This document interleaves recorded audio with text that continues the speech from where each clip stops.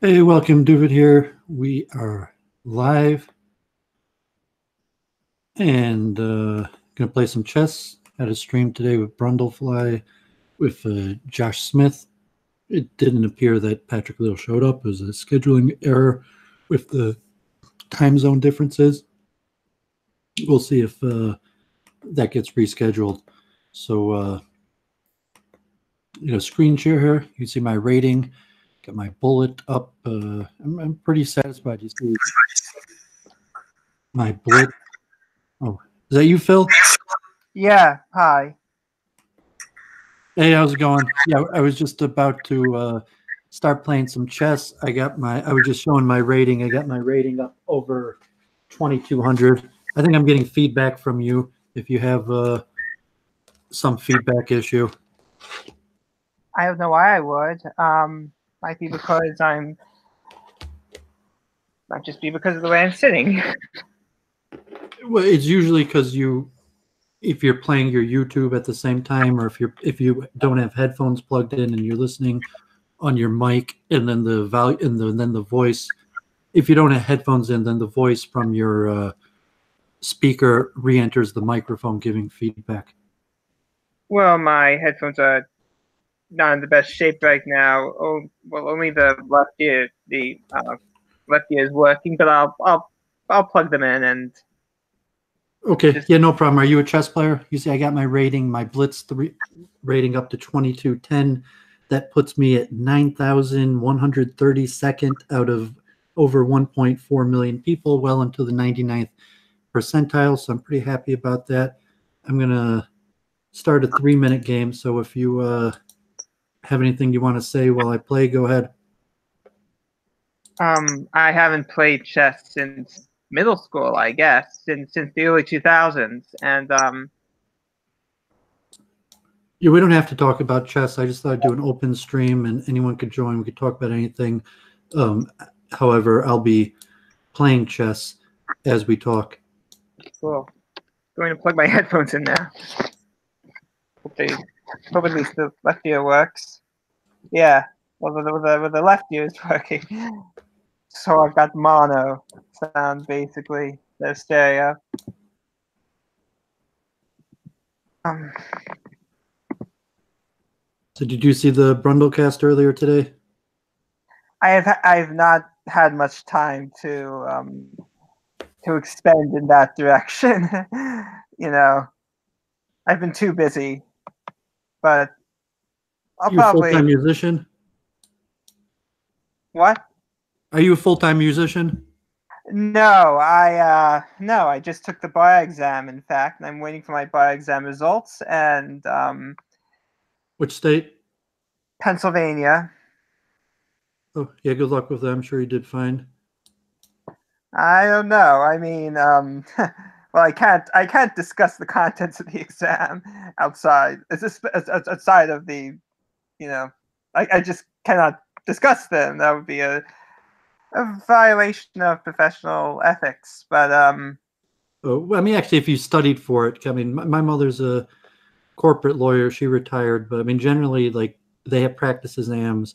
So if you've studied for it, um, I took plenty of multiple choice practice exams. I took very few essay, and the essays are given the first day. And I knew the law well enough for the essays, I think. But on the very last question, I used the federal standard instead of the state standard in one of the sub questions. So I'm a bit upset about that. You know, I could have avoided that.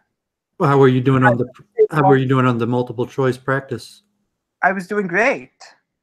And then I take the actual exam and I change some of my answers midway through, and I don't know whether that was such a wise thing to do.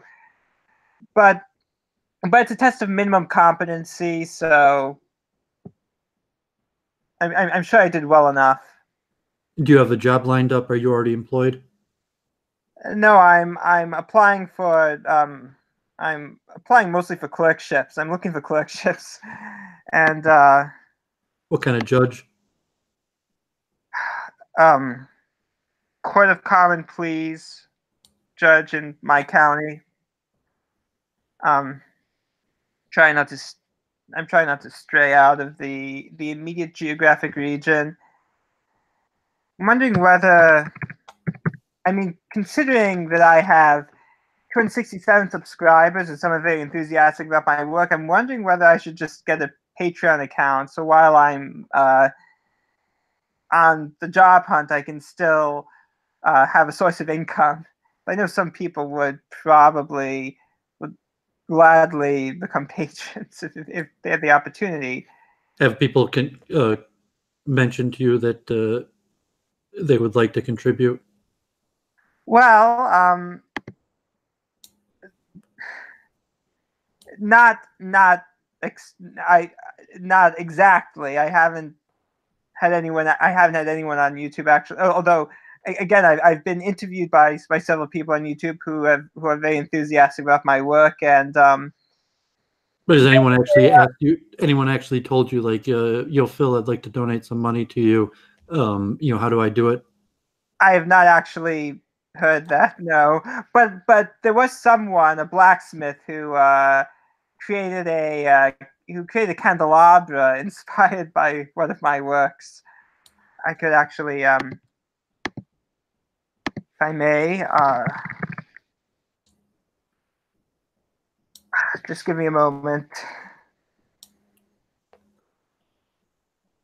So now I have the image somewhere. This game's getting down to the line. I'm losing on the board. Like, I'm basically lost here. However, he's only got 20 seconds to finish me off, so I have a decent chance of winning on the clock. I don't know if you know anything about speed chess or the rules of chess. Well, I know the rules of chess to a degree. This guy's actually a national master, so this is going to be a good victory. I'm going to win on the clock here. I mean, like, he's just too slow. So, my play was, he outplayed me, but time-wise, he was too slow. So, it's game's over, basically. Although he is picking up now. And you have 4 seconds, 3 seconds, 2 seconds.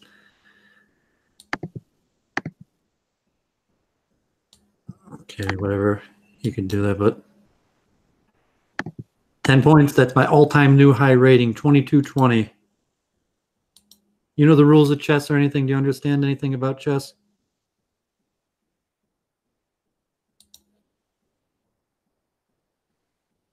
I can't say I'm, I'm no expert. Yeah, I'm a big fan of the law. Like, my father was a lawyer and then became a doctor, and my mother practiced law her whole career, and I know hundreds of lawyers. We had these, like, even Harvard alumni, lawyers at the downtown synagogue, these, like, extreme feminists, and yeah. Yeah, I know. My mother said, and I think it's factually, economically, that law schools became so expensive that it's largely a bad investment. In the absolutely percentage of the GDP, the legal profession has shrunk in half. That like, whatever it used to be, like 3% or something of total U.S. GDP, now law is only like 1.5%. So you're paying more money for a shrinking pot, and there's technological reasons, maybe international paperwork, computers, where a lot of the easy stuff that lawyers do, like largely filling out paperwork, that people have other resources to have the paperwork filled out, that you can't charge like $200 an hour to have a form filled out when the form's online, and something like that. Well, to be quite frank with you, I did not want to go to law school. I did not want to become a lawyer. I'm trying to find a way out of it. And that's a bit of a challenge, but... Were you like family obligation? Yeah. that's exactly it. Are you like Babs, where like your father has a law firm? No, I come from a family of physicians, but I did not show talent in that area. Now, where I show the most talent is in a profession that is uh, best left as a hobby, as my family would say. The music. Yeah, I mean, I've been extremely prolific over the past several years to the detriment of my legal studies, but while I'm waiting for my results and while I'm applying for clerkships and other positions, I've been editing my sets of compositions. I've been starting with my piano works over the past that I've composed over the past several years. I've been creating professional grade edited scores that I'd like to compile into portfolio. And now I'm not in too much student debt, but I'm still in substantial student debt, so I really can't go for a degree in music, and I don't see why that would be worth it. But I will also say that in the meantime, while I've been waiting for my scores and while I'm applying, I've been taking care of my elderly grandmother. So I have been, in a sense, I've been engaging in a daily mitzvah of looking after my 90-year-old grandmother and making sure that she's well fed. And God bless. I mean, saying that's a segula, like a sign of good luck for success in a long life, to take care of your elders, specifically your parents, but the Torah specifically mentions there's a reward for taking care of your elders of a long, successful life. That's very reassuring. I don't know if you're a believer or not, or I don't know your knowledge of Hebrew or the tradition. Well, when I was younger, we would go to Shabbos services every Saturday morning. I was raised conservative. I'm lapsed, but I'm still a believer. I keep kosher. I rarely eat out, so it's easy for me to keep kosher. And Professor Robert Greenberg? Yeah. Yes. Have you met him personally? No, I have not. Yeah, I'm in the middle of the great course that he's on. Yeah, I recently saw his great courses video on Scriabin's Piano Sonata No. 5 with its famous use of with its famous use of the Lydian dominance and octatonic scales, and that's a bit of an influence on my own work. But yeah, I am familiar with his I'm familiar with his surveys, and they're very entertaining. They're not quite as rigorous as you would get, in say a music theory journal, but they're very entertaining. Well, I'm sure. I'm listening right now to Gustav Mahler. Me and my father have almost the whole great series teaching company, like over 500 courses, and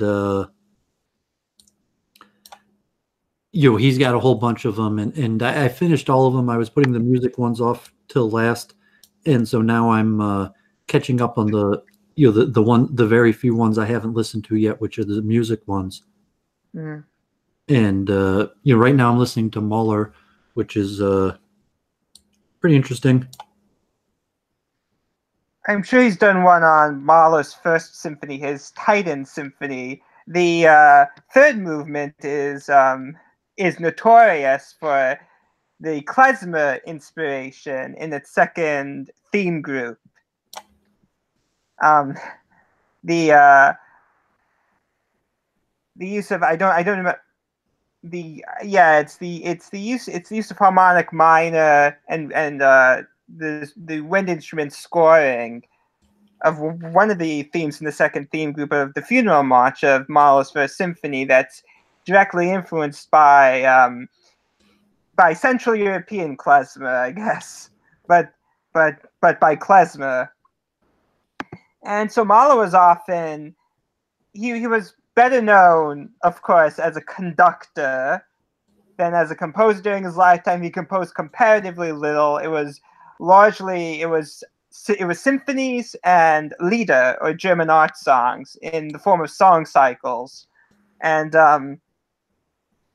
sometimes he would combine the two, as in the case of Das Lied von Erde. But he was less known as a composer. In fact, he was derided due to the perceived lack of formal coherence of his work. His he was criticized early in his career for having a what critics consider to be a poor grasp of counterpoint, though I think that's a baseless accusation to levy at him. And the klezmer and the Slavic, the Slavic and the Jewish influence in his work was often pejoratively referenced by critics and by connoisseurs and by other composers, other musicians.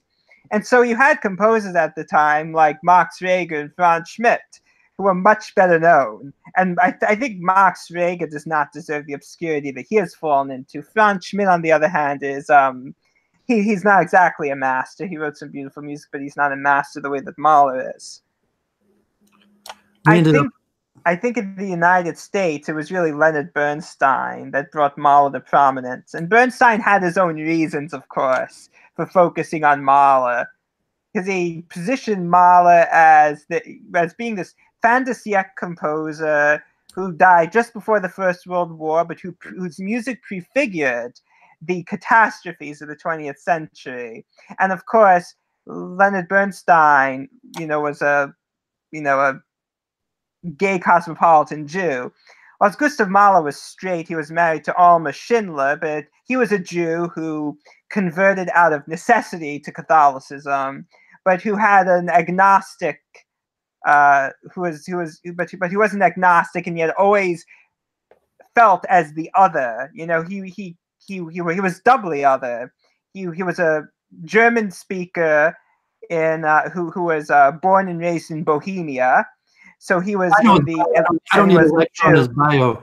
I mean, I have the Greenberg. I don't need you to give me the history. Although it was intricate. I was debating this guy in Brundles about the Holocaust. This guy who actually, Jewish guy who was denying the Holocaust. And from what I understand, Josh Smith, was it?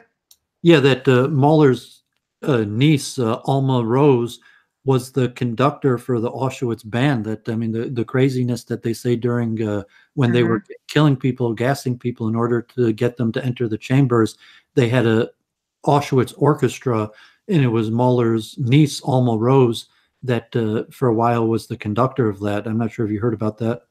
Yeah, that sounds about right. I think I heard about that. I think I've read about that. Sounds familiar. Yeah, I mean, you could probably lecture all day on the history of music. I listen to that in my car. I don't have I put off the music till the end. I like cantorials, chanting. I love chanting music, Hindu, in Hebrew. In fact, the most popular videos on my channel are all Hebrew chanting videos. Classical music and it's like, I was in University of Michigan. I had a few friends that were in band, and they had liked contemporary music, but they said the classical music is just musically superior. And if you're a good classical musician, you could play most popular music relatively easy. And I'm not sure if you've been listening to Josh Neal, No Apologies, who's had his Broken Arrow series on reviewing like heavy metal, hard rock bands. That I found that semi interesting. His reviews of hard rock bands, and saying whether Eddie Van Halen or something like that, how he would have compared to a classical composer or something, like talent wise. And obviously, what makes for popular music is not just musical talent. There's a lot more to it than just good music.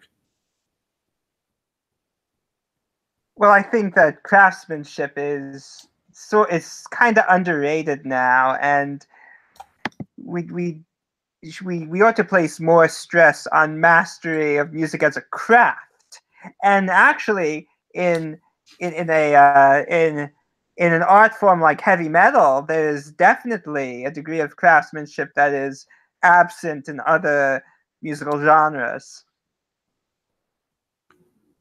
And I'm not saying that we should treat it merely as, you know, as a craft, especially because music, strictly speaking, has no real utility, which is part of its that's part of its value, the fact that it has no utility.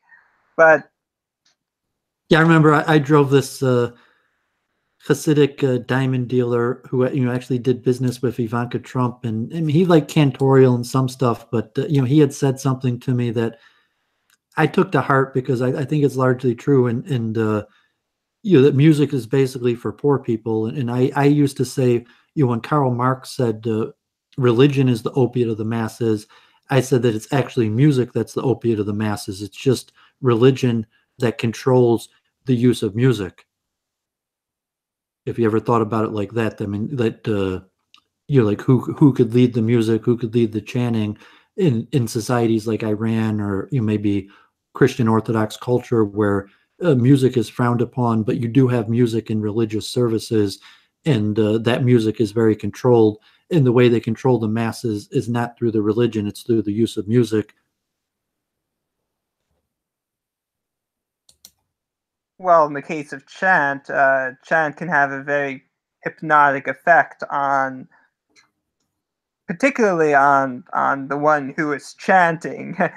But I guess part of the reason I have such a soft spot for polyphony is that I sort of have mild synesthesia. So when I hear rich counterpoint or rich polyphony, I do see color. You know, it has that effect, and a very sensual effect that's missing in monophonic one-line music. You know, which still has value, of course, but it's not something that would excite me, except perhaps. I mean, the thing is, I've composed chorale preludes for organ based on Lutheran and Catholic hymns, and a handful of them have been based on Gregorian chants. But what I've done in those pieces is I've taken the Gregorian chant and I've transformed it within a polyphonic texture. So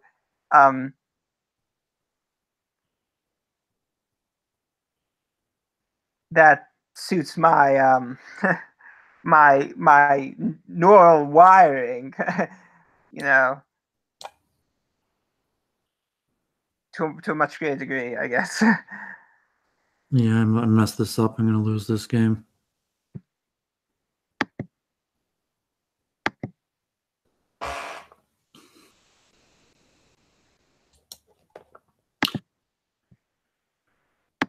Yeah, I'm not sure if you know anything about like the Kabbalah and the sages, where they make interesting points where they call it the Hekel Nagina. It's next to the Hekel Tshuva, that music inspires people to tshuva, and it might be similar to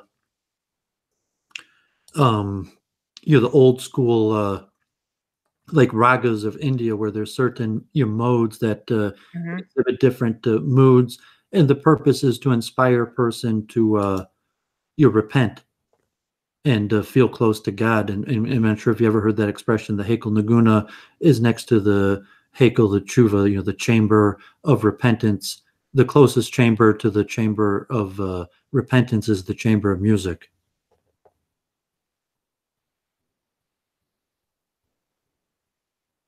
I mean, that makes total sense to me.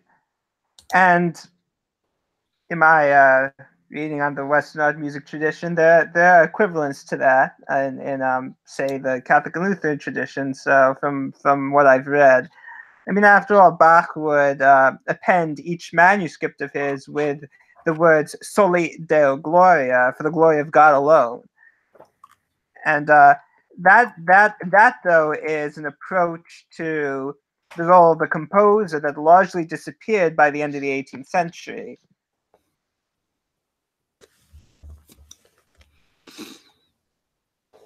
And of course, the cultic rise of the romantic artist, which is that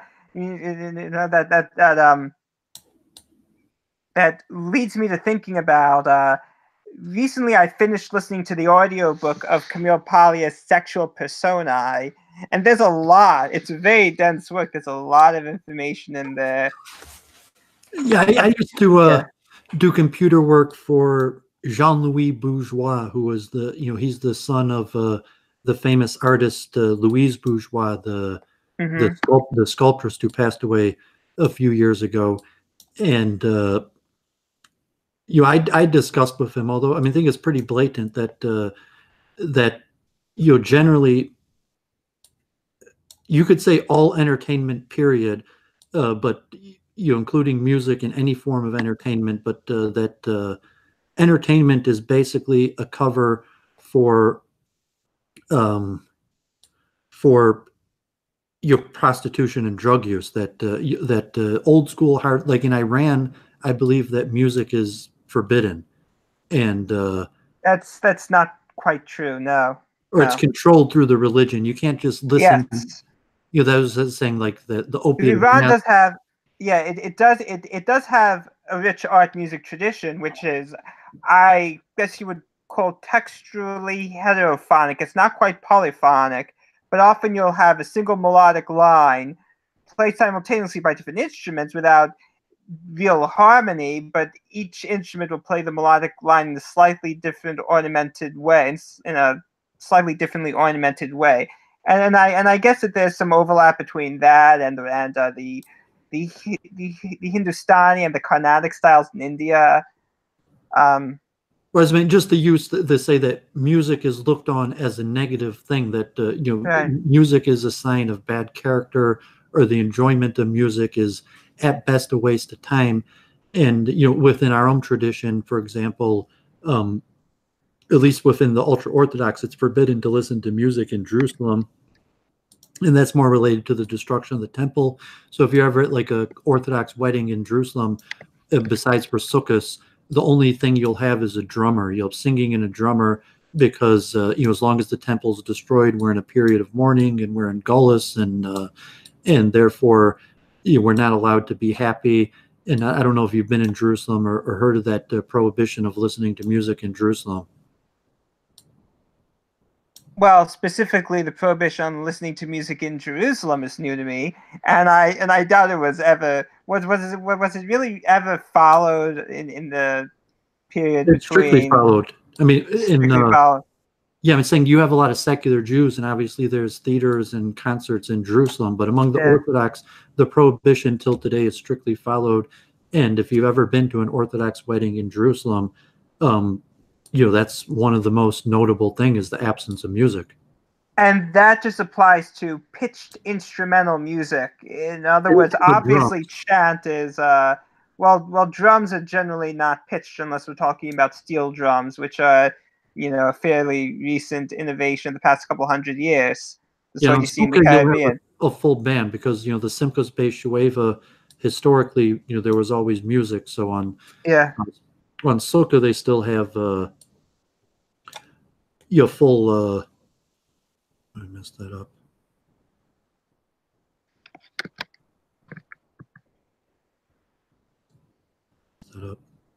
Yeah, in Sukkah, you'll still have a full band, because historically there was celebrations on that holiday. But among the Jerusalem is largely controlled by the Orthodox. Obviously, there's a large element of secular Jews, and there's theaters and everything, and there's protest over that. But among the Orthodox, if you get married in Jerusalem, you're saying there's not going to be music. And you could be specifically within our tradition that's related to happiness, and saying like music makes a person happy, and you're not supposed to be happy in Jerusalem because we're in a state of mourning as long as the temple remains unbuilt. But that concept of entertainment in all forms is basically a form of degeneracy. And I'm not sure if you've heard my debates about even laughter. You're just saying laughter is basically degenerate, and that form of laughter being degenerate would apply also to music. Hey guys, it's Who's this? The legend? the Legendary Blue Gamer. I'm known for making animations, and I'm also known for making gaming videos. Oh, well, welcome. Is your first time hearing of Doooovid or Phil? Or are you familiar? You watch like Luke Babs or some of the other streams that we appear on? Yeah. I mean, I've heard of the other streams. Yeah, that you said yeah. I've heard some of the debates over the stuff. Okay, well, if you guys want to talk to each other for a few minutes, All right. I'll just play chess. If you want to do the interview process, so I could focus on the chess. So, the Legendary Blue Gamer, you said that you focus on video game oriented videos. So you stream yourself playing video games. I mainly record my gaming software with either Bandicam or OBS, and then edit on Wondershare from Filmora.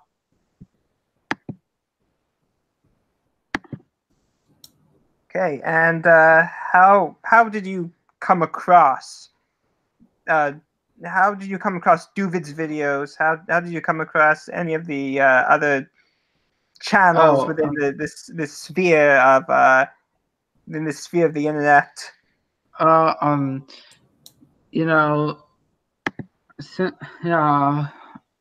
was subscribed to them for a few weeks now, and I found out that Doovid's channel was one of their subscriptions, so I decided to check out what Doovid's channel had to offer, and I gotta say that his content is actually pretty good. You said I came up as a recommended video? Well, yeah.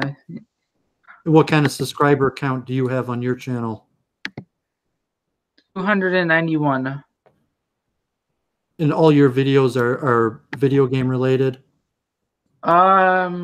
See, not all of them are. And what are you Jewish? No, I'm Orthodox Christian. But do you listen to our Jewish content or just other stuff that's not specifically related to Judaism? Because I make a lot of different content of all sorts, but most of my content is Jewish related. I mean, yeah, I listen to some, not all. So what about music? What's your musical background? I just listen to video game music. That's it. But anyways, I just gotta go anyways. So yeah, it was nice talking to you guys. Yeah, thanks for coming on. Feel free to join another time or comment in the videos. All right. Okay. Yeah, nice meeting you. Seems like a good lad, Yeah, I'm pretty introverted, so I like to make forums for introverts. And so, so he seemed to, have the, the qualities of an introvert. So I'm glad to provide a forum for introverts.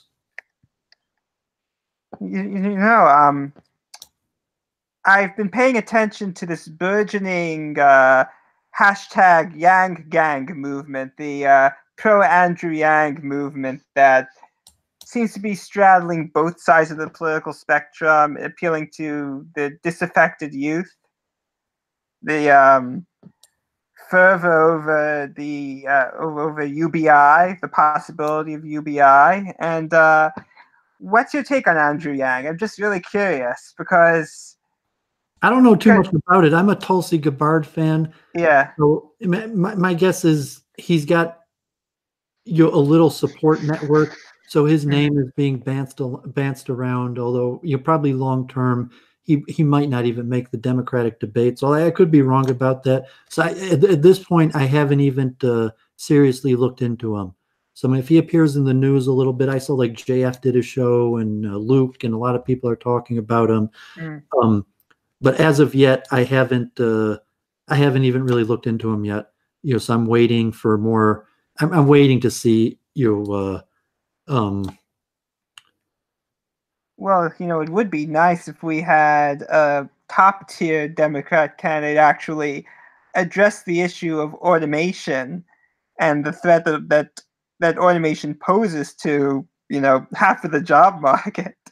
I think our country's largely fallen apart. I don't think you're going to have serious issues. I mean, I was mentioning it on the show, Bundlecast today, that our government has become too big and too complicated that really no one knows what's going on. That you can't, it's almost impossible to run the beast. The government, the beast has gotten too big. It's too complicated, and we're like a swollen bureaucratic caliphate, or like some sort of Byzantine, Yeah, I mean, Luke had the show. Kevin Michael Grace had that book review of The Collapse of Complex Cultures the other day, and that seems pretty relevant to the situation right now. That we're at the collapse state where the beast has just gotten too big. It's basically unfixable.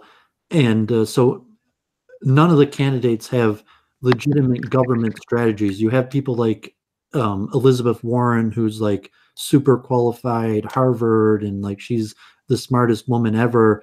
But not even her is going to be able to fix this. So I think you're going to have more likely cult of personality people. I think Tulsi Gabbard is going to do pretty well. And Yang might have good ideas. And like, I don't know anything about him. If you want to talk for a few minutes, and honestly, like, I haven't even looked in. I haven't read a single article. I've just heard his name mentioned. I haven't reached the point where I've actually seriously looked into, like, who is this guy? Why should I care? Well, I'm going to read some of his policies from his campaign website.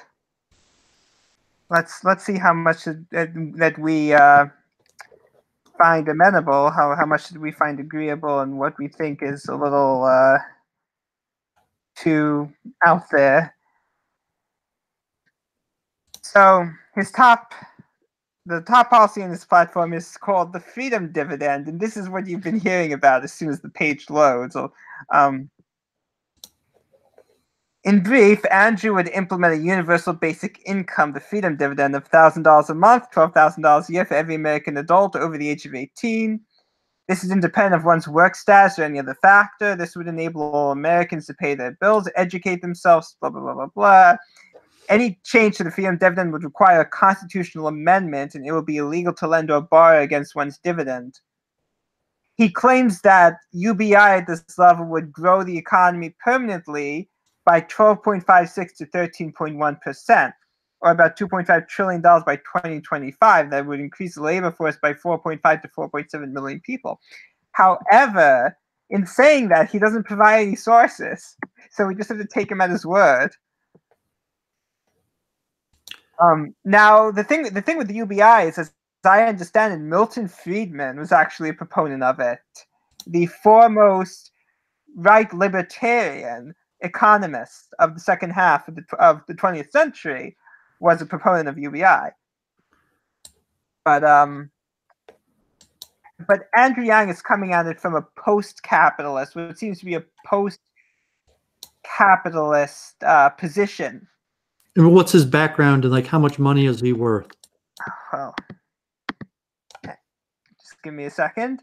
I know he's an entrepreneur. He's not a politician. He is the son of immigrants. 50 million? Does he have billions of dollars?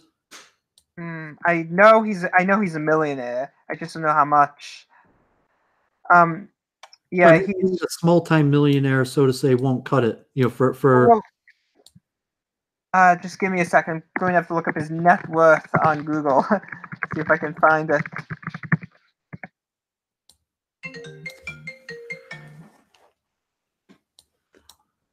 hate that ringtone. Yeah, I never changed it on him. Oh, he didn't do it well, but No, surprisingly, I don't even have a musical ringtone. I just have the typical ring. It's net worth. Can't find. Oh, wait. Well, it's over 2 million. So, according to the celebcloset.com, it says his net worth is over 2 million. But 2 million. Yeah, it's over 2 million. That's what it says in the Celeb Closet, which is a gossip site. That's like so nothing. I can't take that. I mean, for running for president, it's what it's basically my family's worth.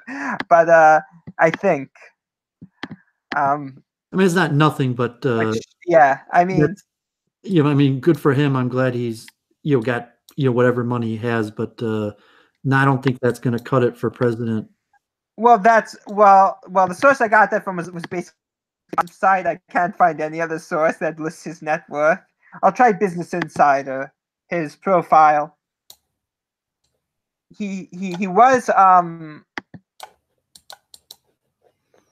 he was named a champion of change by the Obama White House in 2012 and the presidential ambassador for global entrepreneurship in 2015. Now, I wanted to look at some of his other policy proposals on his platform. I mean, is he which some are fairly standard. Does he have some kind of nuanced form of socialism, or he has sort of he's sort of I guess you would call him a third way, so sort of somewhere in between socialism and capitalism, a nuanced approach. He's got a transitional method where he believes he could transition the U.S. government. If this clears up anything, he's close friends with Eric Weinstein, who, as you know, works with Peter Thiel and is the brother of Brett Weinstein. The whole evergreen, the biologist, scandal evergreen, yeah, yeah. Let's see. Well, he is in favor of Medicare for all, of course. Fund medical technology innovation, fund autism intervention, rebuild American infrastructure, and reduce student loan burden. Well, I'd be interested in that. I think it's a travesty that student loans are not dischargeable. I mean, you do have the you do have options if you're going to default, but let's see. It's kind of what I'm saying, that the system is ungovernable, unfortunately. Yeah. So, if he's got, like theories on how he's going to somehow save the ungovernable government, I doubt it. Although, he might be one of the best minds, an Obama guy or whatever that is going to attempt to do, govern the ungovernable. And I will say, doing a search of his Twitter feed, he has never tweeted anything about white privilege. So he's clearly not. Although whether or not that concept is a valid concept, he doesn't think much about identity politics, despite being a person of color, which is very interesting, because you would think that. That's not interesting. I mean, as a wealthy American, civic nationalism makes sense. Yeah, because of course. But that's pretty average. Yeah, but it's just that among the Democrats, it's gaining more traction. The sort of, I would almost like to call the kind of ethno-nationalism on the left. Kind of. Yeah, but I'm saying the Democratic Party, besides for the uber wealthy, is largely become a party of the poor. So, I know Steve Saylor. He's called it an alliance of the top and the bottom against the middle. I'm not sure I agree with that, but he's getting at, basically a similar point there, that it has a great appeal to the top and to the bottom strata of American society, the Democrat Party, whereas the Republican Party seems more to appeal to the unwashed middle. Yeah, I mean, so sort of, he might legitimately be some sort of like super genius who has all these theories of how he's going to save the country. But yeah, I gotta say, like, he departs too much from the establishment. well, no, I mean, he's probably Yeah. more correct in the sense that America, a politician, America needs to be completely reworked. We need like a constitutional convention and to completely rethink what it means to be American and to save our society, so to say, and that it will take something radical like like this guy's talking about to save America, but it's unlikely to happen. Like that we're going to elect a Chinese guy to try to enact socialism, transfer America to socialist society. It's extremely unlikely. That's why someone like Tulsi Gabbard, it seems to me that she sounds the best of the candidates and will do the best in the debates. Because I mean, even if technically this Yang guy is right about what it takes to save America, I don't think America wants to be saved like that. You know what I'm saying? I'm not sure. Yes, of course I know what you're saying. I'm We just need not the sure desire for America it. You need the necessarily desire for the savior. That you can't just come and save us if there's no desire to be saved. right. We're And just very complacent. We've grown fat in our complacency. Although I'm part of the small minority of Americans that's slightly underweight. But what was I going to say? I was going to say that that America may, at the end of it all, it may be impossible to save America because we're in a sense, because of the nature of a post-industrial, highly technological society, our civilizational lifespan has greatly accelerated. So we're much further along chronologically along the Ibn Khaldun, John Gloob lifespan of civilizations than we otherwise would be, and we may be nearing the end of it after all.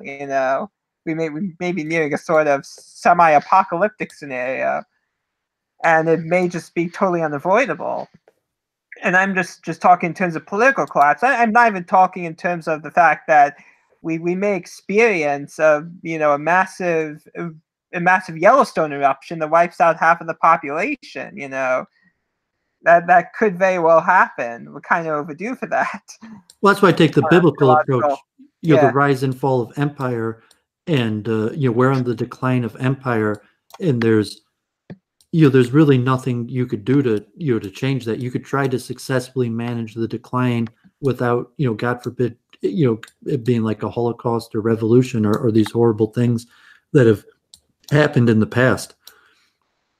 And just like I was mentioning on the, I'm sorry to interrupt, but you're absolutely right in that what we can do is avoid the worst aspects of catastrophe, is try to limit the consequences of collapse, to try to limit it merely to a slow decline, and hopefully out of this will come a resurgence eventually, and a new paradigm, and perhaps a better paradigm will come out of this. But we may indeed have to go through, and we probably will have to go through a decline at first, if not a catastrophic fall. And of course, the catastrophic fall is what we are fearing and should fear. And we need our best minds to think about how to control the consequences of catastrophe. And unfortunately, we're not seeing that. Instead, we're devolving into petty squabbles and into basically tribal warfare.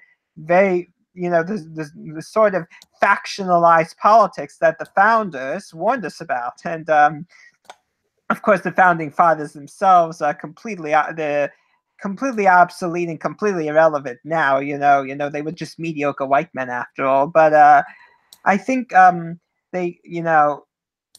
think it's too short-sighted a view of the founding fathers, and they were rightly afraid of faction, and we're seeing its fruits now. And it's just really unfortunate because you scroll through social media and you see what the blue check marks, our brightest minds, are tweeting about it, discussing, and it's absolute rubbish. You know, it's nothing. It's nothing that's going to help us. But, of course, intelligence is no guarantee of the quality of one's ideas. And it often takes very intelligent people to believe in very stupid things, or to propagate ideas which are pathological, or ideas which are destructive and not based in reality. And so we have a swollen intellectual class that's promoting ideas that are increasingly not rooted in reality, or that are increasingly fanciful or deluded. I don't know what to do about that. Well, it's saying you can't fight human nature, so to say. Yeah. That Yeah.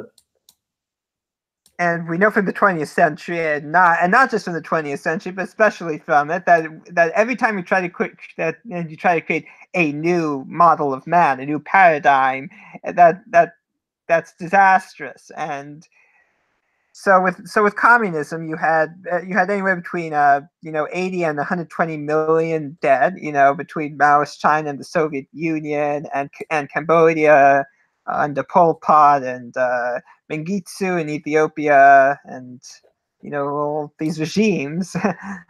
The death toll is pretty staggering if you take them in aggregate. I mean, each individual one, obviously, but. Yeah, and saying, God forbid you recognize that's the most likely thing to happen. That doesn't have to happen, but unfortunately, these catastrophes are what usually happens in these situations. Yeah, well, as I said about an intellectual class, they are so focused on ephemera. They're wasting the cognitive power, and so they're complaining. They're saying things like, "Oh, Jordan Peterson is a gateway drug to neo-Nazism," and they're wasting their time on that, when actually Jordan Peterson does have some good ideas here and there. He is in no way a gateway drug. In fact, for me as a conservative, Peterson is actually a gateway drug to the rational left for me. So that doesn't directly disprove the thesis of so many zealous, fanatical far left wingers, but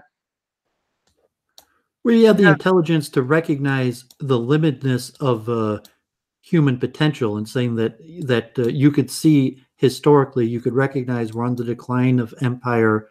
It's unlikely that the American greatness is going to be able to be sustained, and then to look at what are the possible outcomes. But to look at that rationally is extremely difficult due to the obvious bias that we're part of what's happening, that you can't just be a neutral observer of the decline of American empire because you were actively taking part in the process.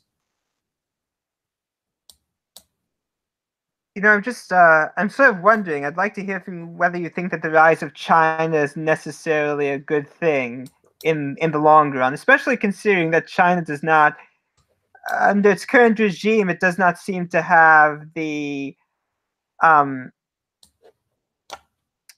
dedication to human rights that Western democracies do, to the extent that we have de facto internment camps for Uyghurs and other minorities in China's northwest. That so few seem to be expressing concern or compassion over that. Here in cosmopolitan intellectual circles. But what do you make of the rise of China as a global power, or I should say the resurgence of China as a global power, which is something that has not been seen since the early Ming Dynasty? And how is that going to bode for the rest of the world? It's funny because when I was in high school, I read George Soros's The Bubble of American Supremacy, and you could see, I have a background in mathematics and engineering and like differential equations, where you could see kind of multiple factors rising and falling at the same time, where you're going to recognize that these forces have existed. They've always existed. They probably always will exist. But maybe the Industrial Revolution or certain things coming out of the West for a period of time just overplayed this stuff, where these other factors for a period of time didn't really matter that much because of the influence of industrialization that was occurring in the West. That this that period is coming to an end. That of the undefeatableness of Western industrialization, and so what happens after that, it's unclear. And so it's arising, and you're saying, okay, someone now studying history and knowing all these cultures is much more important. Maybe historically, over the industrial age, it didn't matter whether you knew much about Chinese culture or not, because it was somewhat irrelevant, because under the Manchu Qing dynasty, China had basically fallen to a third-rate power, and had lost its vitality. Well, after the 10 Great Campaigns of the 18th century, and was weak enough to be not quite colonized, but to have influence exerted over it by a number of Western powers, including the Austro-Hungarian Empire, by the way, and by Japan. But those industrial, technological, yes, where Chinese culture didn't make a difference due to the technology, and as that technological advance fades away, these other factors are now coming back into play. So maybe for decades, like, oh, Phil, what are you wasting your time studying Chinese culture? And it'd be saying, no, I mean, there's something to it. And I love Freemasonry, and I had kind of said that Chinese culture is somewhat essential Freemasonry of the gift of Chinese culture to the world is much more essential on the human level than other gifts to the world, so to say. That the Chinese culture is very powerful, very important. However, there was a period of a few hundred years where that the power of the Chinese may have been less important, and now obviously that's changing. And I'd say that you have to take the humble approach and say this is beyond human understanding. That we just have to be humble and recognize that make smart decisions, but recognize this is probably beyond our ability to figure out.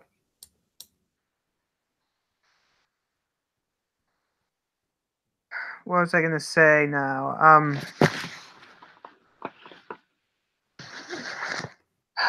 Now I don't remember what I was going to say.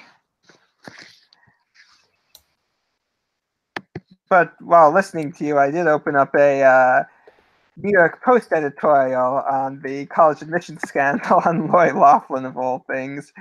It seems that I'm not sure whether there's, strictly speaking, an increasing statistical frequency of this sort of scandal, but the fact that there seems to be multiple scandals every week of this sort.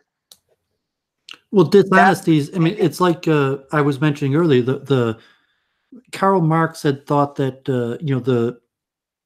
that naturally capitalism would fall into socialism to communism. However, I forget the names or the exact economics, but it's like in reality he missed the fact that oligarchy was the likely option, and America, like Russia and Ukraine, these other countries, are transitioning to oligarchy, and so if you see the natural trend for America to shift to oligarchy, so the elites are fighting for that 1% status. So that there's going to be, the certain small ruling class of America that controls the resources and runs the important technological, industrial, manufacturing sectors that are probably going to be global, and this very huge internal pressure, internal Jewish pressure that also, because a lot of the elites are Jews, and hence all the infighting among Jews, that really we have to kill each other, God forbid, to be from that small elite status. Well, it's just for me, to a good extent, it displays the widespread lack of virtue, and that absolutely correlates with the decline of a civilization, that we've become weak, soft, and full of vice. And rather than looking for the best of humanity, yeah, the best minds are fighting to be part of the oligarchy. Mm-hmm. And we have forfeited, in a sense, the mandate of heaven, if you will. And you could say that this is what happened in late imperial China, with all its ethnic revolts and with the decadence of its Manchu aristocracy, that it too forfeited the mandate of heaven and suffered accordingly. And the same thing's happening to us, I would say. And we're just gonna have to pay for our degeneracy. And I mean, the signs are all there, like the national deficit, and there's countless signs that were available for people to see the whole time, had they been looking.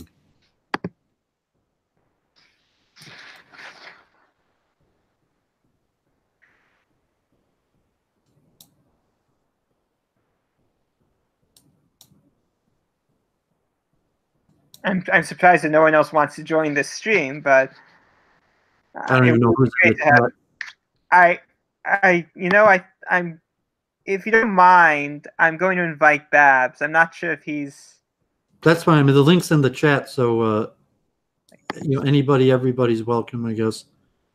So I mean, I put the link just because I've been on the show earlier today, and I thought it'd be interesting, kind of just see who shows up. I'm going to use the share function on the video and share it with him. Right. Actually, no. Are you speaking with him offline, or? No, I'm just going to send it to him online. Let's see. There we go.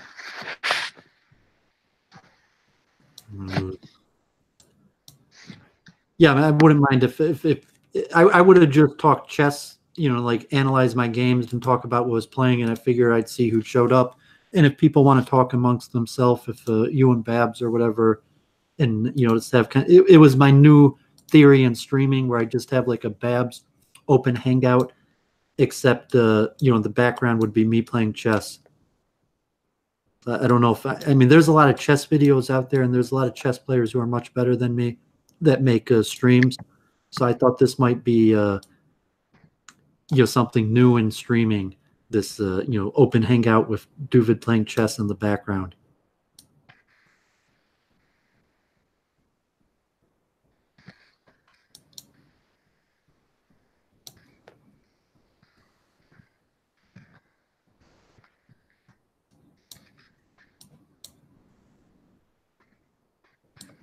Sorry about the dead air. I'm going to check. I am going to check my Muse score dashboard, because I recently uploaded one of my scores to my page on the website. See if I've gotten any comments, any notifications on this recently uploaded score. My 8 vignettes piano. Let's see. As soon as it loads up. Oh, it's being so slow. Now it's a 30-minute work, but it's on that. No, doesn't look like I have. Doesn't look like.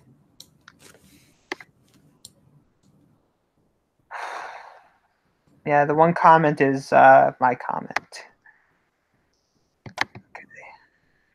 Don't. Oh no, it's okay. Okay. I'm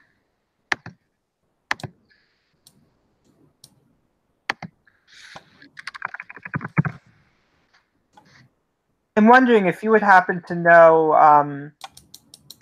of any employment opportunities that may exist for someone like me who has a JD, who doesn't really wish to use his JD but wishes to leverage it in another, in my case, in the entertainment industry. I mean, let's say I wanted to work as a talent agent or something along those lines. How would I enter a field like that?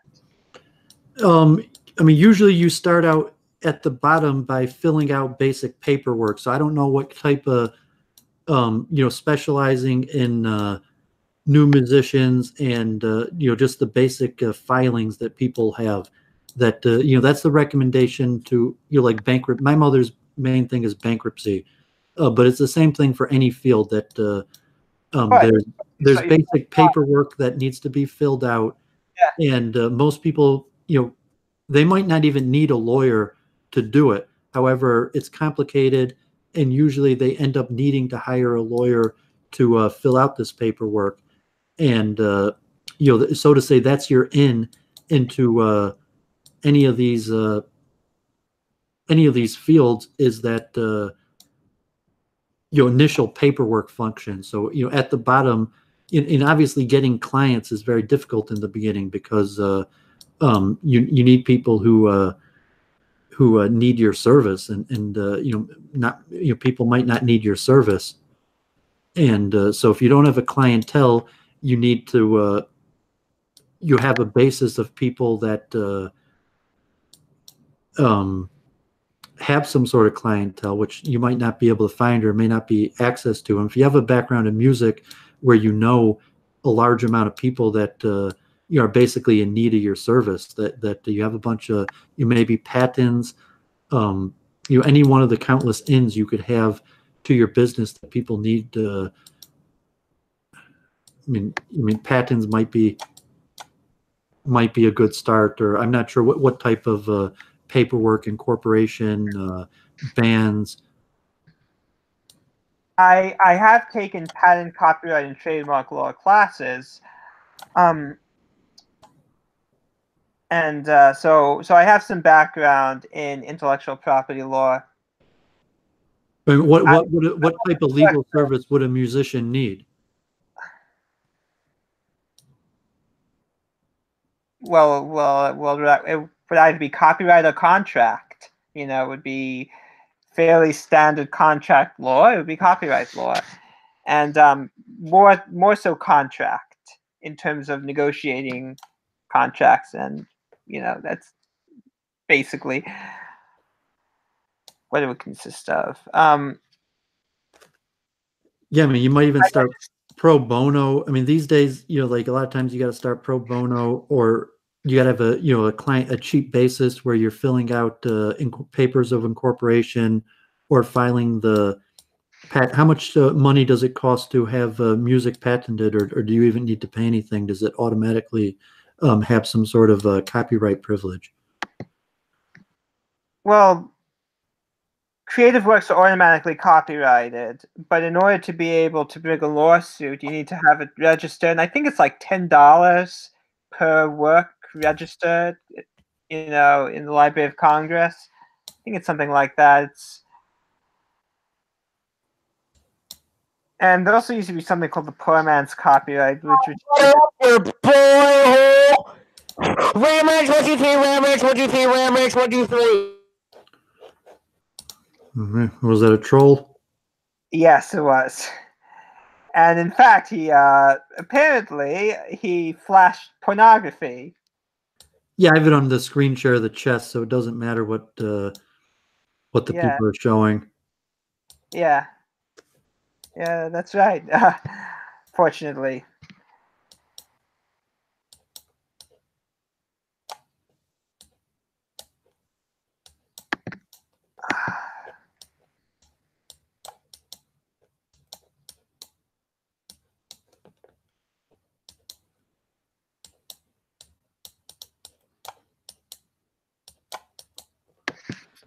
lost that. Did you contact Babs? I'm not sure if what he's doing, or if he has computer issues. He hasn't been streaming because he messed up his computer. Or he may just be busy, you know. I'm not sure. I think he took a semester off. Not sure if he's still Health issues. Yeah. But and of course he's working. And so he doesn't have much time for these things. I'm actually on Indeed right now, and I wanted to see if this if this marketing firm has any open positions. I applied for a position with them before. I did not get the position, but I could always try again if it's open. I have more writing samples now since since I did my judicial fellowship, which is basically a clerkship light. So I have more and better writing samples for my applications, but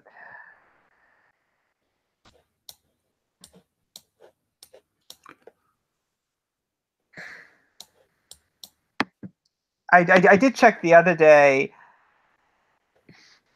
because the Foundation on Individual Rights and Education, FIRE, I'm sure you know what FIRE.org is. I've heard of it before, but it's not ringing a bell offhand. Yeah, they it's an organization that protects the First Amendment rights. Oh yeah. And they have an office. One of their main offices, in fact, their main office is in Philadelphia. I basically doxed myself, but I think everyone who knows me on the internet knows I'm Philadelphian. But I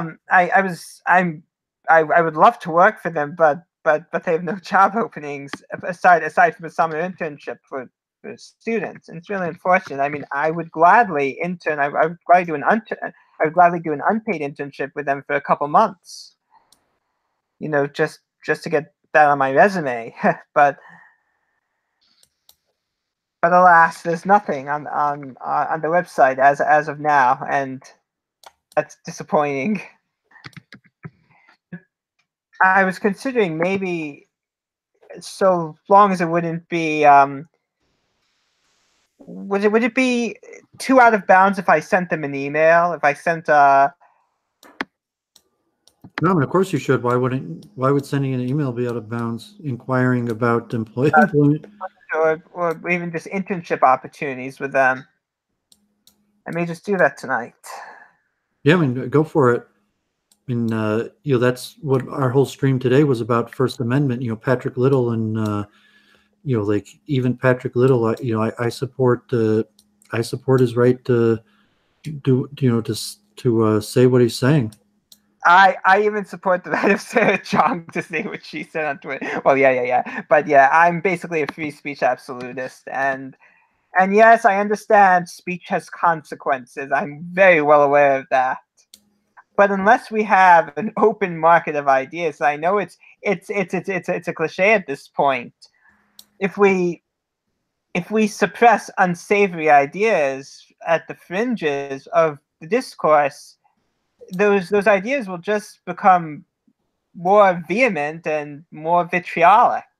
And instead of extinguishing them, we'll provoke a reaction or a radicalization. So I'm all censorship will lead to violence if people can't say this stuff. Yeah, exactly. That it's that censorship at some level is a preventative measure towards violence. But censorship in the long run provokes violence, as we have seen. And there are many reasons to be in favor of a wide reading of the First Amendment. I think. So Oh wow. On Twitter, @SaveJen, who has been attacking Jennifer Scharf, who's been attacking Trisha Ventropy, tweets to me, "It can't be as grotesque as your execrable compositions, however. I would even go as far as saying that Viennese 12-tone serialism with its belligerent primitivism has more aesthetic value. Jog on now." Who is this? I don't know. I'm saying, like, Who is this? I liked her, but I unfriended her on Facebook. Oh no, this isn't Trisha Ventropy. This is someone who's been attacking her for weeks now, I think. She has a pretty strong hate group. I mean, she has a lot of people who don't like her. You know, like I was getting all these messages of attack groups, and like in her guru just seemed like a. I mean, I was joking. He was like the Indian Patrick Little, but you know, like, I mean, she had a little eccentricities, and that didn't bother me. I don't mind people being eccentric, and you know, I kind of liked her and was willing to overlook her eccentricities. But like, I can't be friends with a Jew hater, and you know, I know everyone thinks she's Jewish, but you know, whether she is or not, you know, like, I can't be friends with a Jew hater. I think she has a pure Bavarian phenotype. Personally, I don't see what's so Jewish about her phenotype. Well, I mean, the last name. I mean, I wanted to judge her favorably just because her last name, because I know, you know, Sharps. I mean, I mentioned the Sharp family is. You know anything about Hasidus? Not enough. No. I mean, so you don't know the name Bobov? Not really. I may have heard it, but there's a Hasidus Bobov that I had studied in their school, and I'm a big fan of. And the Sharp family is one of the biggest donors. They've donated tens of millions of dollars. The biggest synagogue in New York City is currently being built, and you know, the sponsors of that is the Sharps. So you know, just her name was enough to. I mean, statistically, it's known that a lot of people, if not, you know, Pew says as much as 50% of Western people that are convert to Eastern religions are Jews. That you know, so just the chance that she's into Hinduism as a, you know, white body person, that leaves 50% chance that she's Jewish. Plus the fact that she has a last name that is German but is shared by a lot of Jews. And she, I mean, she's smart. She likes physics, reincarnation. I would have liked to be her friend, but like, I didn't. Her guru just seemed like a classic Jew hater. It's just. I'm sorry I yawned. I'm kind of tired, but I would I just want to respond to one thing that you said. I don't believe that interest in. Now, it may be that Ashkenazi Jews are disproportionately inclined to be interested in Eastern religions. Take Sam Harris, for example. I said that statistically, that 50% of Americans that join, that convert, are Jews. Yeah, well, that's. I'm giving like a statistical thing that's been demonstrated. That's been. You know, that's been measured by Pew. But that's in the United States. In Europe, historically, Orientalism was Jews were disproportionately Ashkenazi Jews disproportionately represented among Orientalists, but the vast majority of Central European Orientalists were Goyish Germans and Czechs and Poles. You know, so and Hungarians, of course. I don't know. I mean, it's one thing within the American context, but taking it in a broader context, I don't think it really maps out that way. That it's so heavily skewed towards Ashkenazi Jews. In fact, before the Second World War, well, certainly in Israel, a Jew is more likely to convert to Hinduism or Buddhism than Christianity. Well, there are a number of reasons for that, besides the obvious reason that Christianity is the historical oppressor of Jews. I've researched. I mean, obviously in Europe and historically, the Germanic people have had the most affinity towards Hinduism and the Aryan possible connection between the Indian and Germanic peoples. And of course, we know the secret expedition to Tibet that occurred during the Third Reich. That was trying to find the roots of the quote unquote Aryan, or basically the Proto-Indo-European peoples. They searched for the roots of the Proto-Indo-Europeans. I think a bit too far to the southeast, but actually in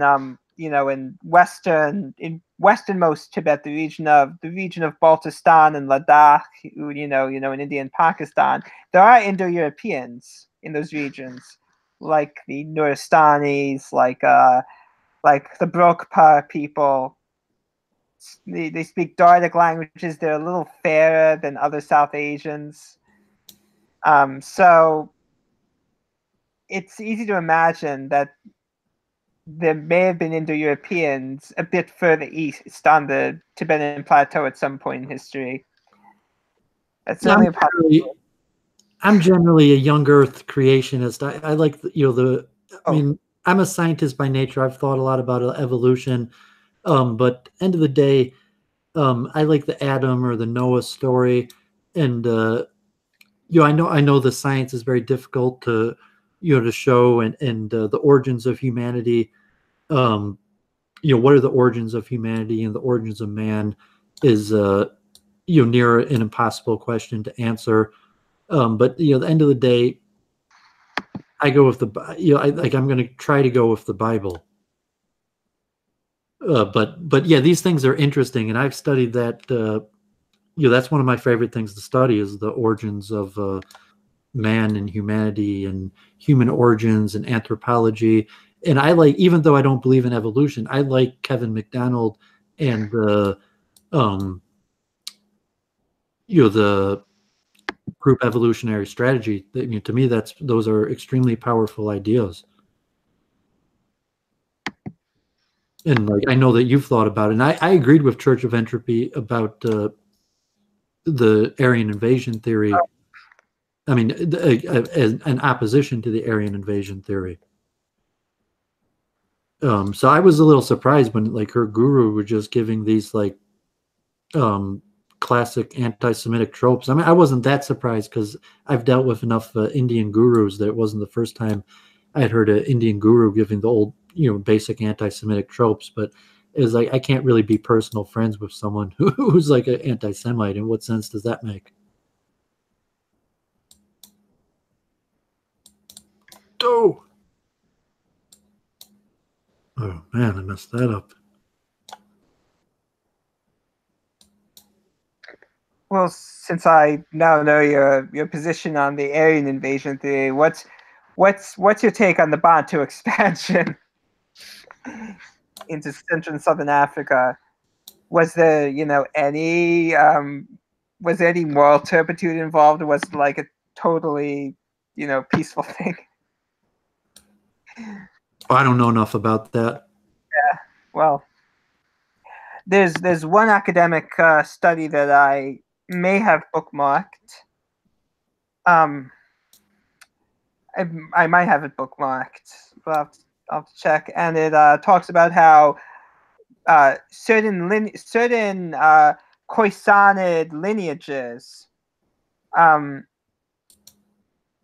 are no longer present in Central and South Africa, although they were present at one point in time in those regions, which suggests a swamping of those populations or a displacement of those populations by the somewhat more technologically advanced Bantu speakers who originate in northern Cameroon. And I find that believable.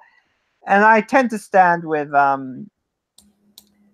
Lawrence Keeley, the author of War Before Civilization, in believing that there's a psychological unity or a unity of the human condition in the human species, that there's no real variance. There's no real major psychological variance, say, between races or ethnicities. That human nature is more or less consistent and universal. That there's one human nature, or one baseline human nature.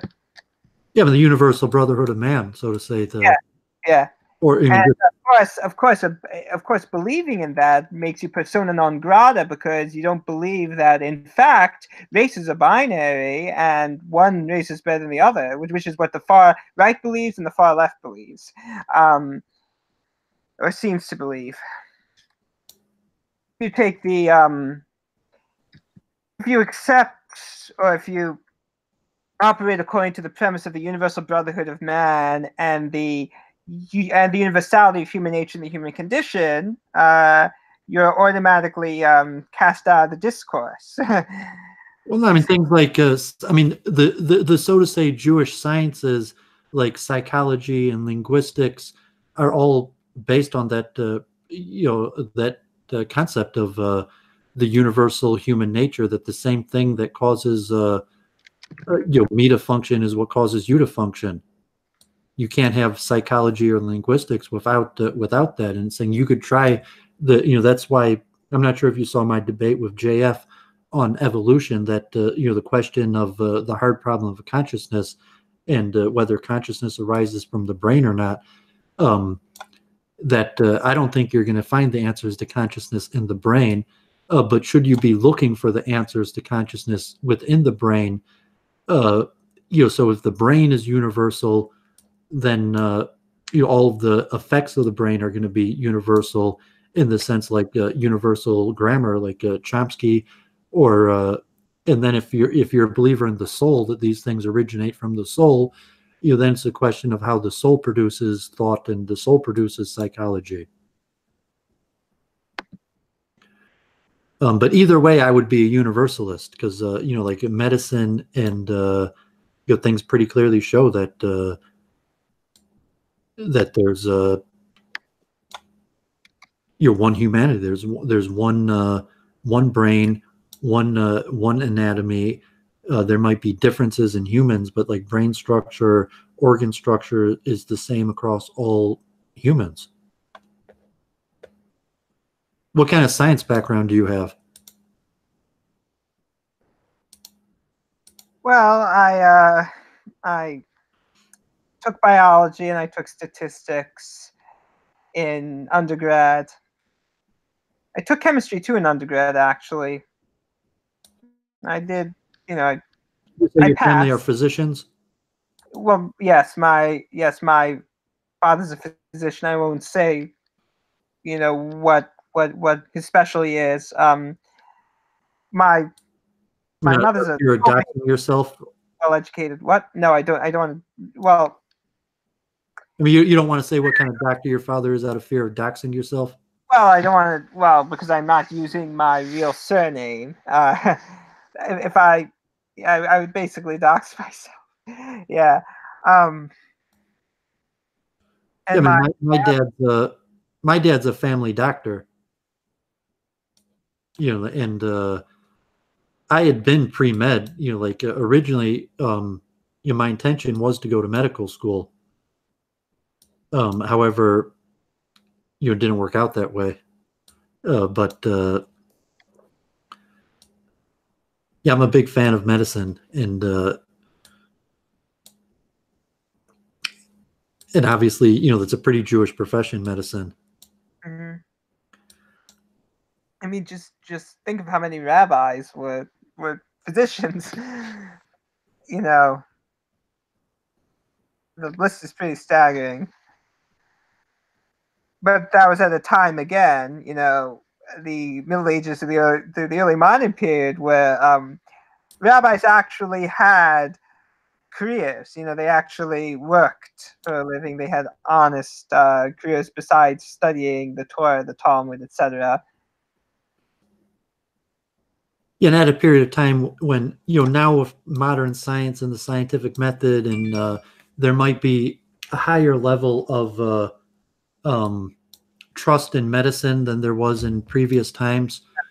where where it was more important for Jews to be doctors in the period of time where you couldn't really trust and I'm not a huge truster, but now where there's a more trustworthy field of science where it's less important for Jews to be doctors. But even with that, it's saying like you need doctors within the community. And the huge advantage I have, I go to a synagogue with like 20 doctors, and just the advantage that I could ask experts, and like I got we got all different type doctors in my synagogue. So if something came up, I would have who to ask that has expertise on the subject.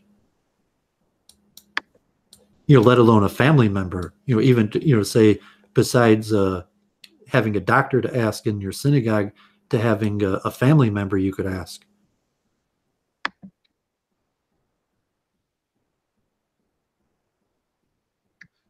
It's getting, well, it's not quite getting late, but I do have responsibilities. I do have to take care of my grandmother. I have to prepare supper for her. So it was great. It was great being able to speak to you, and we had some excellent freewheeling discussion. And I hope to do this again sometime. And, yeah, definitely. Thanks for coming on. I'm fully in support. Take care of your grandmother. That's highly recommended. Well, thank you for having me on here. I'll see you later. Okay. Yeah. Thanks a lot for coming on. Take care. Bye.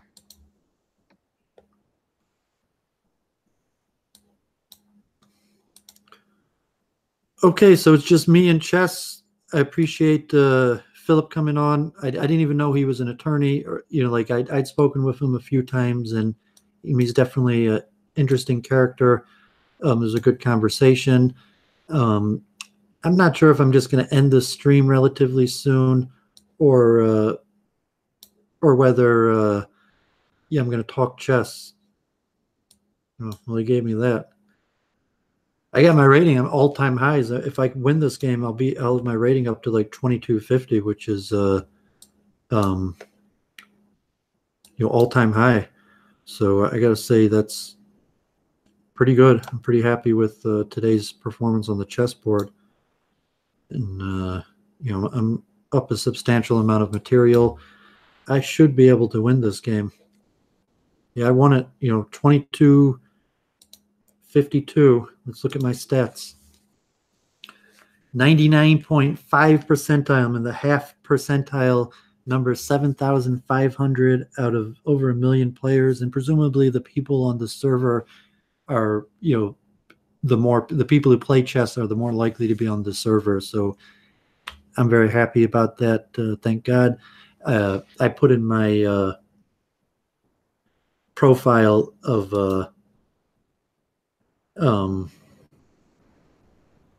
I played chess competitively as a junior, and now I volunteer as a chess coach and enjoy playing largely to keep my mind fresh. So, the goal of this chess was to keep my mind fresh. So that's probably all the chess I'm going to play.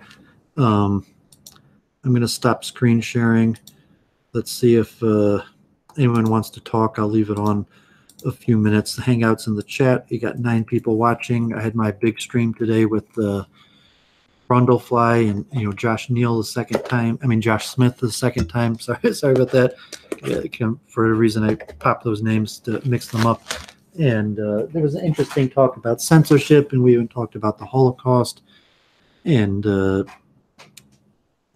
I figured I'd try this new thing out, the chess stream, where I play chess while having open talk, although not that many people came on. I'm not sure. I got to check this guy who came on in the middle, the video game streamer. I'm glad he came on, but because I was screen sharing, I guess I can't even see what his name was. It'll say in the chat, Legendary Blue Gamer. Let me see if, let me look this up, Legendary Blue Gamer.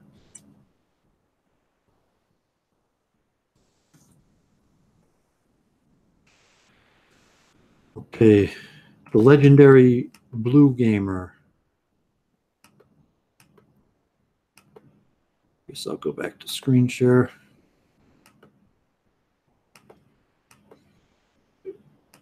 Just okay, yeah. So this is the guy who came on my channel earlier. I could tell by his picture here. And let's see, he's got 291 subscribers. His channel has close to 8,000 views.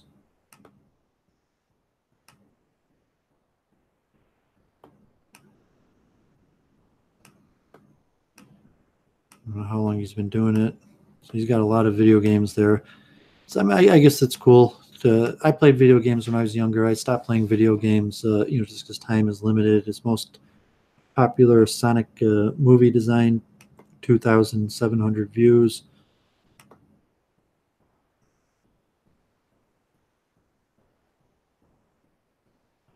Give them a like.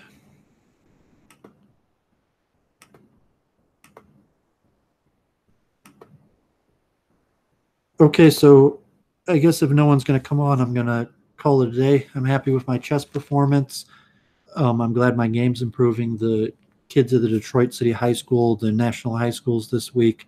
High school's pretty tough. There's a lot of strong players, but you know, we got some Class A, Class B players, but that's probably not enough to place in the top 5 nationally in high school, because there's teams that are much better. But in some of the reserve sections, or they might place in the open. But you know, just in terms of like streaming, debate, having a sharp mind to think quickly on your feet, or have everything rehearsed. Like when I played Elliot, I said on my game I should be able to beat him every game, and you know, so I got nursed back my game to where, you know, I got my rating up to non-competitive players. I should be able to just beat every game. So for internet blood sports, thinking quickly, there's a relationship to chess. And if I talk more about consciousness, I think about consciousness in a chess type way. So, you know, since I'm talking chess, let me. These are really the greatest chess books. So think like a grandmaster. There's a lot of great chess books, but I'll put it back on screen share. These were written in Russia like 100 years ago. Let me see. Kotov. Think like a grandmaster. Well,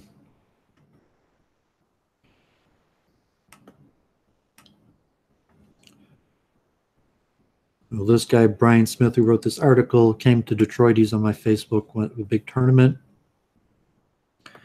I'm just looking. This concept, I want to see if I could find a nice image for the type thinking of think like a grandmaster, and the type branch analytical thought related to chess analysis, where yeah, so here is like a chess type tree where you have one move, the opponent has multiple different moves, and then you have multiple different moves back. And so if you look at a complicated chess position, you might have, you know, what and think like a grandmaster, he would call candidate moves, where you look at the best possible moves that you could make in the position, and those are your candidate moves. And you're related to just thought, where consciousness, where you have your sense perception that's feeding in. So like I said, I'm sitting in the room, like the geometry, now I'm inside in a safe position. I don't have to be putting too much thought into sense perception. So I'm thinking almost pure intellectually. But if you were out in a dangerous situation, the majority of the consciousness might be drive towards sense perception. You want to come on, Babs, you could come on. The link's right there. You want to talk about the stream earlier, or consciousness, or chess? I'm trying out this new thing, chess streams like yours, open streaming, except you know, there's chess in the background so people could talk, although I haven't really had too many people want to join my stream. And but this concept of the method that chess players use to think about the position is related to thought and debate, and in general, you know, just the different options that you have for analyzing it, and then based on that, the different branches that could go on, to where it gets, you know, infinite very quickly, because you know, if you have 10 different options, and each 10 different options leads to another 10 different options, which leads to another 10 different options, you know, it gets exponentially growth extremely quickly. And you know, that's why chess is, so to say, unsolvable. it's been speculated that the computer will never be able to solve chess because there's too many possible positions. They say there's more possible positions of chess than atoms in the universe. Although the chess computers are substantially better than the best humans, that they still haven't solved the game, and it's mathematically been proven. Maybe we could look at that proof sometime, that chess will never be solved. But that thought process of a chess player, of candidate moves, branch tree thinking, of different scenarios going down, and a lot of times in conversations, if like you study a page of Talmud where the Talmud jumps back and forth, they have the Mishnah, and then it talks about different things, and that could lead to a different discussion, which leads to a different discussion, and next thing you know, you're completely off the subject, and you're like, oh, by the way, did you ever think of that? And so the order of a chess thinker to how to analyze in the most efficient way. So there's a famous book called Think Like a Grandmaster that my father had, and he coached me in it when I was young, and that's always affected my thought. And so I thought these chess streams might be fun. I'm glad I got at least 6 people watching. To check the chat, I'm not sure how active the chat was because I was screen sharing, so it doesn't look like it was that active of a chat. King Kush filling in about Yang. I'll look into them more as they come, but as of now, Penelope, thanks for joining. King Kush, Dissonant Reticence, thanks for joining. And okay, so I guess I'm just going to sign off, and maybe I'll do this again. I enjoy these chess streams, and if people want to talk to me, so I mean, really not too many people want to talk to me because I'm kind of a loner, and I appear in these debates and whatever. So maybe I'll be able to garner an audience of people that like having conversations, and these chess streams will go further. I don't have any streams planned in the near future, like public study sessions. I thought about a few different things, but as of now, I don't have one planned. If I'd mentioned to Babs about the one on Edenics. So let me show a tiny bit of this Edenics stuff. So I'm not sure if Babs is watching or not. So Professor Isaac Mosenson had you're trying to show that Hebrew is the origin of all languages using the method of historical linguistics, and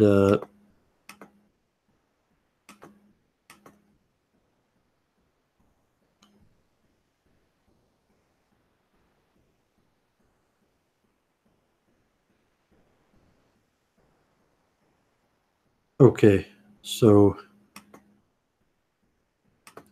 skip this, make sure it's okay. So here, this is 93 pages, and here he's showing kind of like the historical linguistics is kind of complicated here, like the Great Vowel Shift. There's a pattern to how languages switch and how vowels and consonants shift, and he mentions drifts, that S's could become B's, F, G's, D, the different methods for the changes of letters, which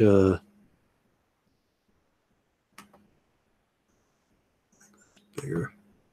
So I haven't really had time to research this much. I wish I could. This is really one of my greatest loves. So I'm going to skip this part about how languages change.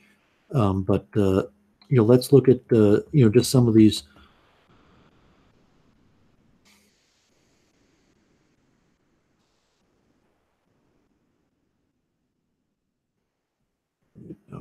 So I'm here. This might be the wrong one to show. Okay, I didn't prepare this, but this is something that I would like to stream on. And so this is mention of Hebrew words and how they might change. So this wasn't the list that I wanted. I'm sorry about that.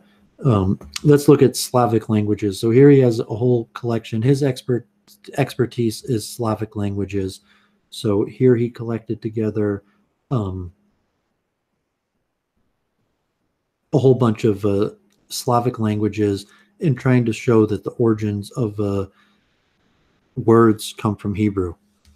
So, for example, Ab in father, the word for father in Hebrew is Av, and showing, through the historical languages how those might change, and then looking at different words like Av, the A could change to B, which could change to P, and then you have Papa, Papez, Papata, Papez, Papias, so he's got Czech, Macedonian, Serbian, Polish, Slovene, and he goes through this for a whole bunch of words.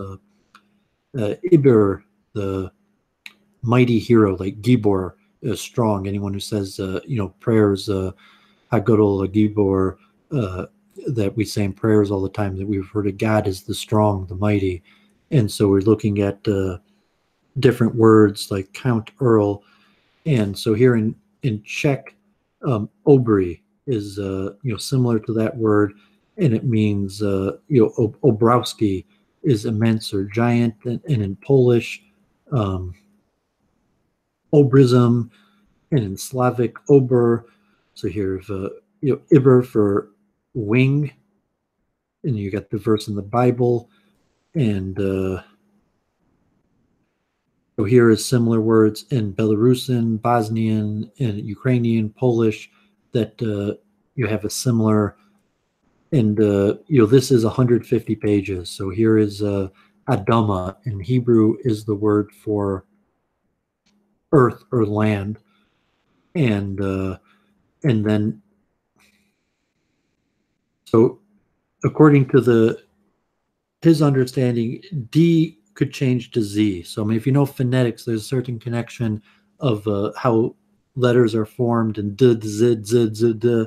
If you think about it, that some point the original word was D, Adama, and the D got changed to Z, and this consonantal structure in the Hebrew was DM, but in the Slavic languages is ZM. So you have Uzimi in Czech, Zem in Slavic, Zeme in Czech, Zemina, Zimlia, Belarusian, Russian, and so this list goes on and on and on of connections to all the world languages. So I mean, this is quite a bit of research to look at all. Let's look here. I think he's got Native American languages here, Choctaw American. So this is an Indian tribe from the Mississippi Valley that languages is similar to Hebrew. So it's Sukkah, like the word Sukkah. So in Choctaw, this Native American tribe, Chukka is house. Tukka, to bend or twist. He's got a whole, he's got thousands of pages of these lists trying to connect it. And I've thought about this stuff. I mean, this man's a professional linguistic, and I wish I had time to do more research on this. Thanks for joining, Bob. So this is something that's very interesting to me, although I would like to do a public study session, and this is something that would require a whole collaborated effort of lots of different people who speak lots of different languages. If people are interested in that, that's something I would like to work on and stream more in the future. Yeah, Bob, I'm a gardener. I'm not sure. Are you watching now, Bob? Okay, yeah, okay. So I guess dox myself, but I don't care. I mean, I don't usually go by my name. Facebook is having problems today. It's running slow, but I don't have any videos about it. But I have on my Facebook profile a lot of farming videos, like my own flower gardens, and then urban farming I'm involved with in Detroit. So I'm putting my Facebook profile. I'm not sure why Facebook is running very slowly today. It was mentioned even in the news that Facebook is having problems, so I may not be able to show that today. I apologize, Bob, but like I'm a flower gardener. I make, thank God, beautiful flower gardens for my parents, and I'm not sure. Let me see if I have. I mean, you could see on my Twitter if you just I'll just pop up on my Twitter that. So I mean, if you see my Twitter, just my Twitter profile. So let me re-enter screen share that this I learned from Hinduism, but even for today's thing with Patrick Little, these are flowers, and these flowers I actually bought, but I make flower garlands like this, and so just on my Twitter, when the chess club does good, I make flowers. Although I'd have to go back to the summer. I'm not sure if I have flowers that I grown in my garden.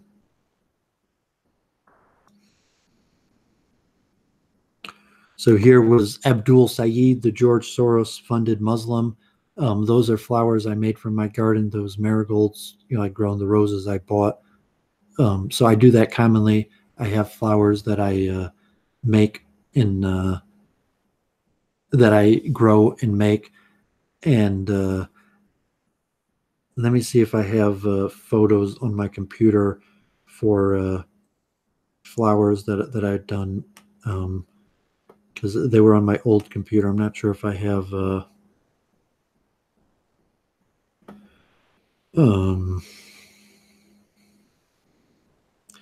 I have videos showing different organic flowering. I mean, I have a picture showing organic flower urban farms in Michigan. And so I don't have any of those on my thing. I just have maybe some marigolds I picked and had tried to make. I'm not sure why Facebook is having issues today. I mean, you can see my Facebook cover has flowers that I made. Okay, now it seems to be working. So if you're still, are you still there, Bob? Okay, so this was connected to the Hare Krishna temple. I learned how to garden from Hare Krishna, from Hindus, Indians, and I went through a whole season from this urban farm in Detroit, the temple, and showed the different growth patterns of flowers. This was already a few years ago.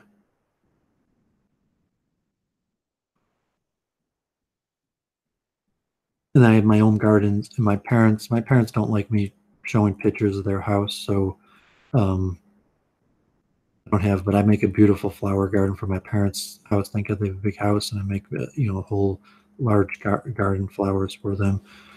So here was this Vedic village connected to the Hare Krishna temple, where this was the end of the season harvest.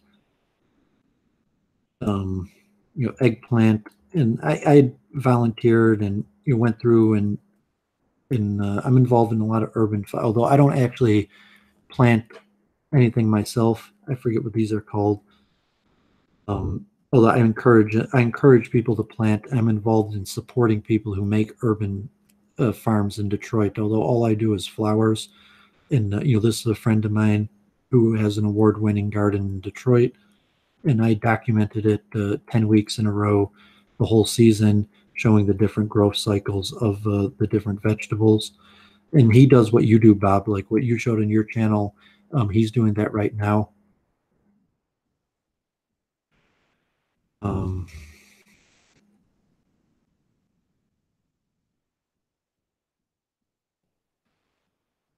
me just.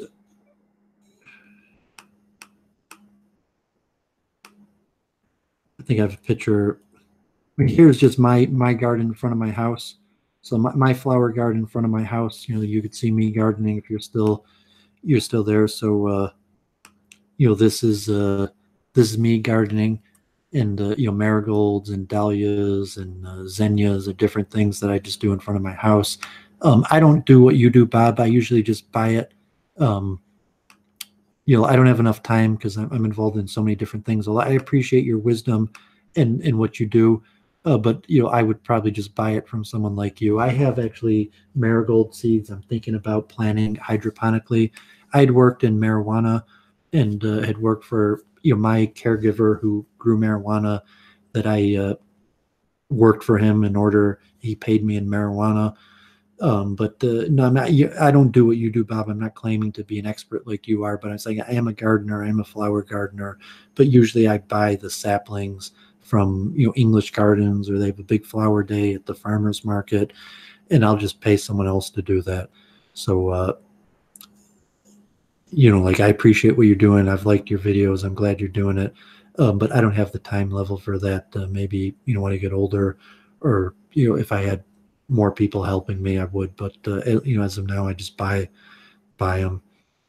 So I guess I'm going to sign off. I'm glad you joined, Bob. Maybe if you want to pop on the links in the chat, if you want to, if you want to talk gardening, you're welcome to come on. And, this is a subject near and dear to me. And, I read a lot. Like, I'm more intellectual. So, gardening, I'm more like management. And my field is civil engineering. And actually, if you're still there, Bob, let me show you this. I've been stuck in the middle of these books for years. The landscaping licenses. These are, in Michigan, this is certified green industry professionals in the study. And you have to take the test of shrubs in Michigan. It's extremely tough. What's this one? Landscape contractor, landscape designer. That's the other one. Let me grab this one. So I'm actually a member of. I have to pull it out, but I've been a member of the Michigan Greenery Association, and they have a licensing test, but it's extremely difficult because you have to pass a test on the most common species in Michigan, all like the grasses and bushes and shrubs and trees. And they say actually that most people fail it. And I looked at it, it's extremely difficult. You have to be able to recognize like hundreds of varieties of grasses and trees and by picture. So the actual like civil engineering, which, I went to University of Michigan, master, I didn't get my master's, but I took a year of master's school in civil engineering. So if it was something like landscape design, but actually to know all the different types of shrubs and stuff like that is very difficult. And I never ended up taking the test, although I bought the books that were interesting. And I respect people who do that. And like relatively, like I would hope to pay well, that if I worked together with someone who did do that, I would pay them, above average market rate. I think most of the people who work with me, you could see me on LinkedIn or whatever. I'm a good guy to work for, and I respect people's expertise. Okay, so I guess I'm going to sign off. I'm glad you tuned in, Bob. Thanks for talking about that. Talk more in the future. Maybe we do a stream on Brundlecast one day about gardening. So I'm going to sign off. Thanks, everybody. Shalom, Om, Hare Krishna, blessings, and till the next time.